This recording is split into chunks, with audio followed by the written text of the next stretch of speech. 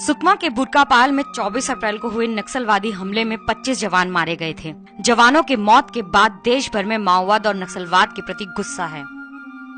नक्सलवाद और सेना के झगड़े में आदिवासियों को पिसना पड़ता है। सुप्रीम कोर्ट भी कह चुका है कि आदिवासियों की जमीन सरकार द्वारा हड़पे जाने से नक्सलवादी पैदा होते हैं।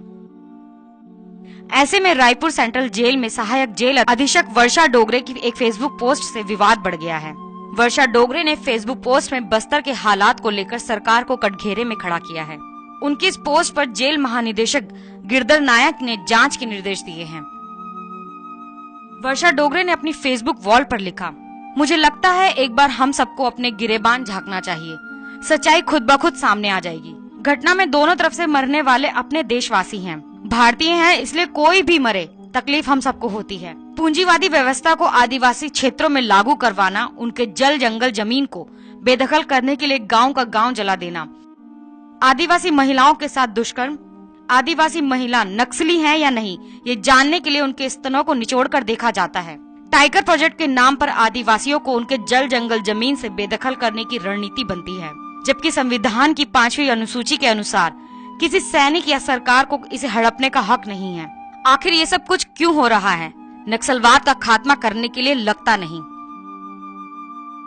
फेसबुक पर वर्षा की पोस्ट पर आए ज्यादातर कमेंट में उनकी बातों का समर्थन किया गया। ज्यादातर लोगों ने लिखा कि बस्तर में ऐसा ही कुछ हो रहा है जो आदिवासियों के हित में कदापि नहीं है। कुछ कमेंट्स में ये भी कहा गया है कि सरकार बस्तर से माओवाद की समस्या का हल तलाशना नहीं चाहती। जगदलपुर जेल में करीब 4 साल पदस्थ रही वर्षा ने लिखा कि मैंने खुद बस्तर में 14 से 16 साल की आदिवासी बच्चियों को देखा है, जिन्हें थाने में महिला पुलिस को बाहर कर निवस्त्र किया गया और प्रताड़ना दी गई।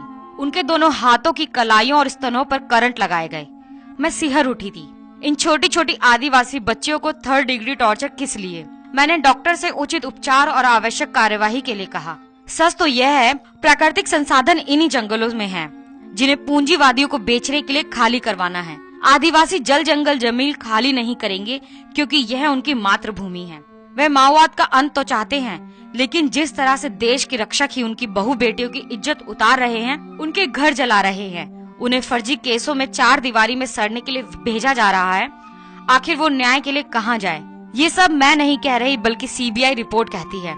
सुप्रीम कोर्ट कहती है जो भी आदिवासियों की समस्या के समाधान की कोशिश करते हैं, चाहे वह मानवाधिकार कार्यकर्ता हो चाहे पत्रकार, उन्हें फर्जी माओवादी केसों में जेल में ठूस दिया जाता है।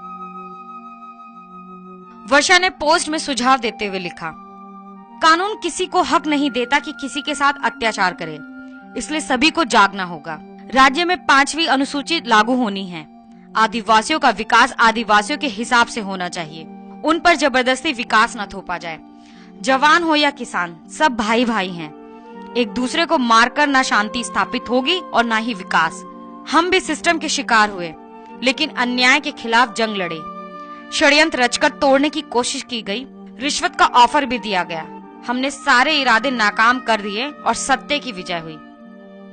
Bureau report, national Dastak.